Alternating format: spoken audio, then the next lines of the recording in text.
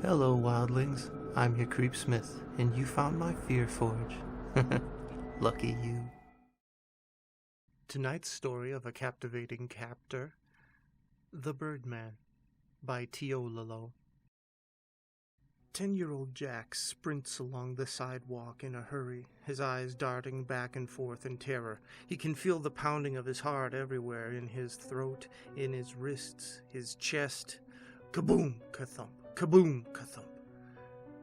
The darkness of the night envelops all except for a few dim, flickering spots of light on the ground, created by street lamps. He stops running to listen closely, trying to detect any giveaway sounds, trying to hear whether the thing is still after him.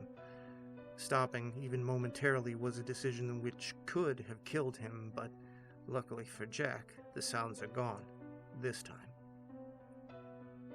Convinced he'd finally outrun the thing, he starts to walk, but still panting hard and cautious. He realizes that there are walls on both sides of the street. He's actually walking down a wide alleyway. The silence is chilling. He knows that he has to be careful. There's so many nooks where the thing that was chasing him could unexpectedly spring out from. A twig snaps under his foot, and he yelps, breaking the silence. His heart starts to kaboom again after that temporary startle, but soon it relaxes. Crying in fear, he acknowledges that he is lost and vulnerable, then continues to trudge on into the depths of the darkness and unknown, afraid to look back. He doesn't want to bump into the thing he so fortunately shook off again. The branches of the trees are like long, tenacious fingers, black threads against the dark blue sky. If he squints, they look like two hands clasped together. They outline the exit of the alleyway in an arch. Wait a minute. Are the branches moving? It could easily be a trick of the light or a product of his own imagination. Tree branches can move, but the way they were twisting seemed like something out of a horror movie, like alien tentacles. Jack whimpers, more tears sliding down his cheeks. He stares with concentration, trying to make out what the hell is happening. The branches are growing. They're starting to close up the exit at the end of the alleyway. If Jack doesn't get out before they seal it up, he could be trapped in here forever, trapped with the monster. He needs to get out in time. Jack bolts like a cheetah, jumping for the gap between the branches. More branches begin to pile beneath the arch. Oh, drat. If only he could run faster. He feels like he might just make it. He could possibly squeeze through the tiny space if he arrives there fast enough. He's getting closer and closer and closer, and just as he gets there, the gap is blocked out completely. The branches twist into one another and more start to grow. The pounding in his wrists, throat, and chest begins to return again when he realizes the truth. He's not going to escape.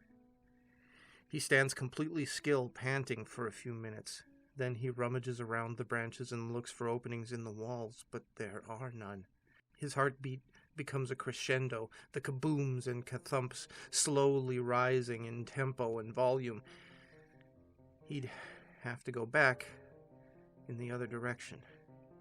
He'd have to risk bumping into the thing again. That was his only option, or he'd have to starve to death. Perhaps it wouldn't smell him if he advanced quickly and quietly. He takes a few steps forward, pausing after each one.